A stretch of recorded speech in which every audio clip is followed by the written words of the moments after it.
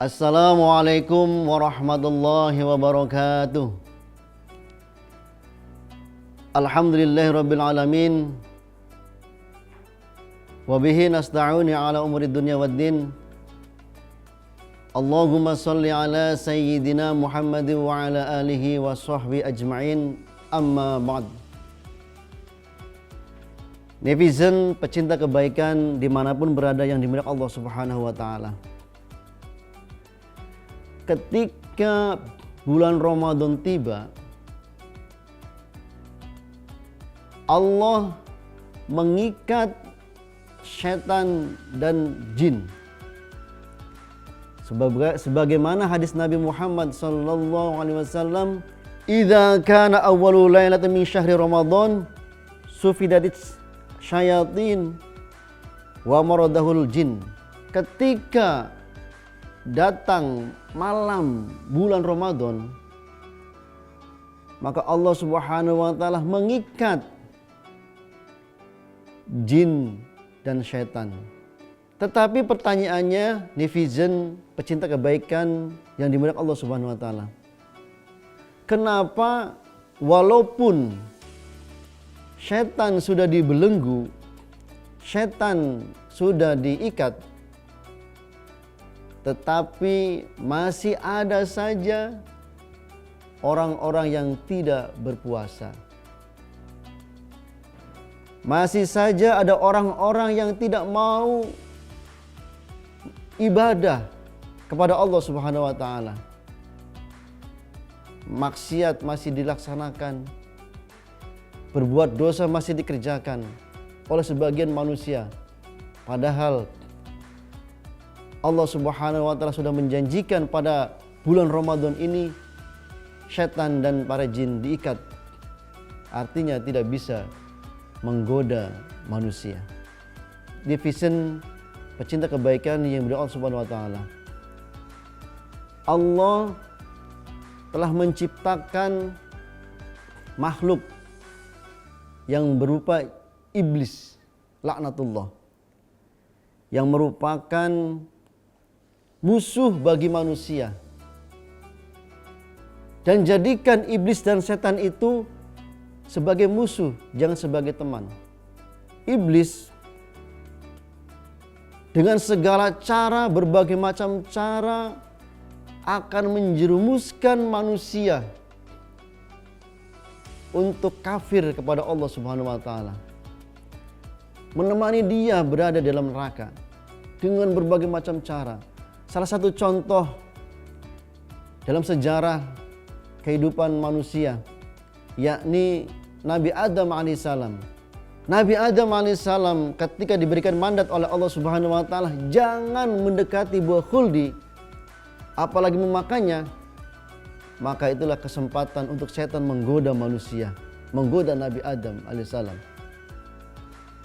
Datanglah iblis itu ke Nabi Adam, bahwasanya buah khuldi itu merupakan buah kekekalan. Kalau kamu akan memakan buah khuldi itu, maka kamu akan kekal selamanya di surga. Tetapi keimanan Nabi Adam alaihissalam begitu besar sehingga dia tidak mampu tergoda oleh bujuk rayu iblis. Tetapi iblis tidak kurang akal. Iblis menggoda Adam tidak bisa, lalu iblis mendekati Ibu Hawa. Begitulah cara iblis menggoda manusia. Ketika dirinya tidak bisa digoda, maka dia akan mencari kepada keluarganya, kepada istrinya, kepada anak-anaknya. Untuk apa? Untuk digoda, untuk dibujuk rayu, agar yang bersangkutan mau melaksanakan maksiat kepada Allah Subhanahu wa ta'ala. Akhirnya iblis mendekati Ibu Hawa. Ibu Hawa tidak tahan terhadap godaan, membujuklah kepada Nabi Adam alaihissalam, sehingga terjadilah Nabi Adam memakan buah khuldi. Itulah tipu daya iblis, usaha iblis untuk menggoda manusia dengan berbagai macam cara. Begitupun halnya ketika bulan Ramadan, iblis secara nyata memang ada, yakni yang hidup sampai dengan sekarang bersama, yang pertama kali hidup dengan Nabi Adam alaihissalam sampai dengan sekarang, dan juga sampai dengan hari kiamat. Iblis tidak akan pernah mati. Karena ditangguhkan oleh Allah untuk hidup sampai dengan sampai dengan kiamat. Netizen pecinta kebaikan yang Allah Subhanahu wa taala. Lalu pada bulan Ramadan ini iblis yang nyata, yang real itu memang diikat oleh Allah Subhanahu wa taala. Akan tetapi iblis yang berbentuk, yang menjelma dengan bentuk yang lain masih berkeliaran menggoda manusia. Karena apa? Karena iblis itu akan menjelma menjadi setan. Dan setan itulah nanti ada yang berupa jin dan manusia. Dalam sebuah ayat Allah Subhanahu wa taala berfirman, A'udzu billahi minasyaitonir rajim. Wa kadzalika ja'alna likulli nabiyyin aduwan syayatinal insi wal jin. Bahwa setiap para nabi itu akan dijadikan musuh oleh Allah Subhanahu wa taala, akan dijadikan musuhnya, yakni dari bangsa jin dan manusia, dari setan-setan yang dari bangsa jin dan manusia. Ayat ini menjelaskan bahwa setan itu bisa berbentuk jin yang tidak bisa kelihatan oleh manusia, juga bisa berbentuk manusia seperti kita ini. Dan justru setan yang berbentuk jin itu sangat mudah kita usir dengan membaca A'udzu billahi minasyaitonir rajim. Bismillahirrahmanirrahim.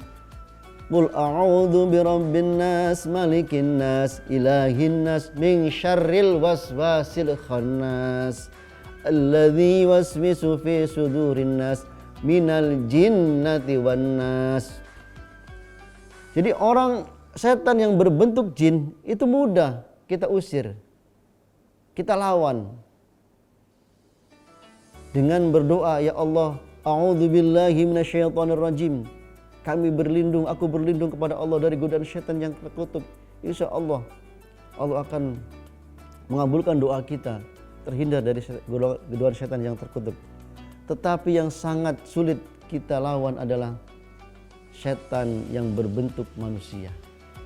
Setan asal kata dari bahasa Arab adalah syatona, bu'du anil haq, yakni menjauh daripada kebenaran.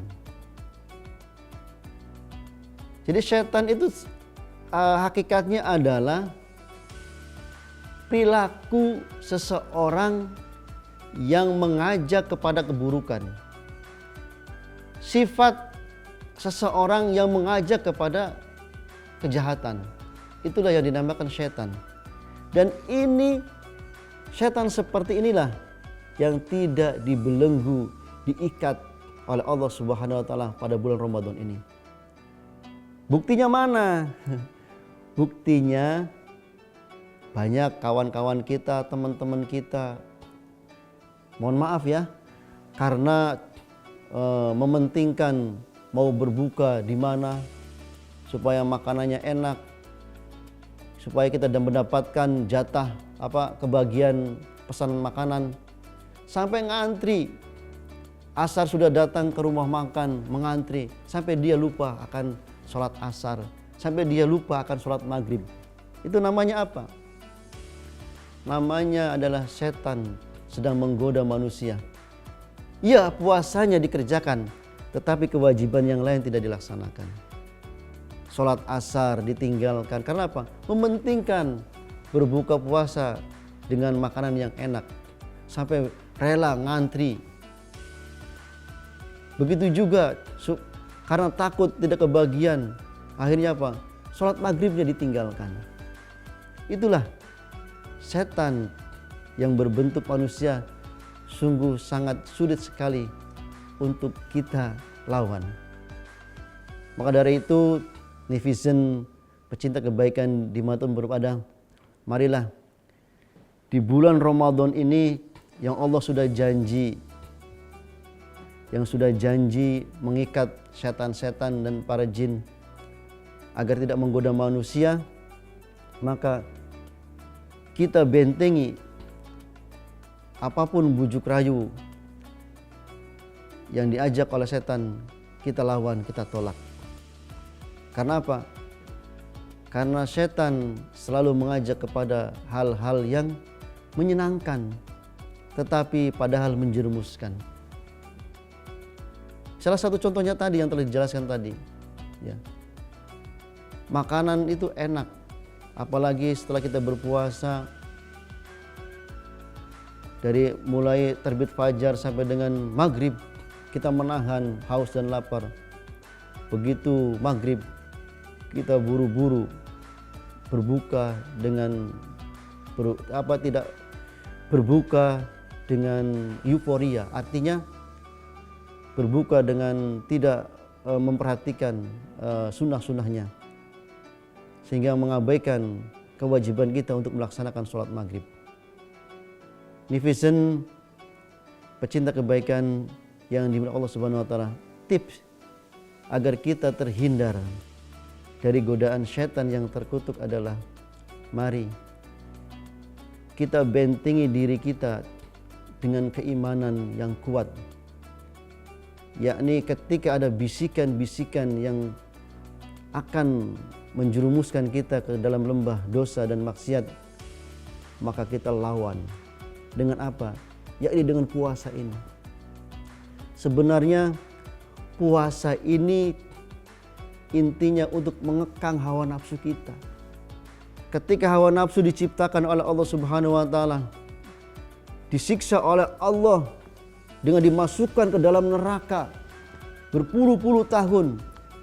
Tetapi ketika dia selesai dengan siksaannya, dia akan timbul lagi.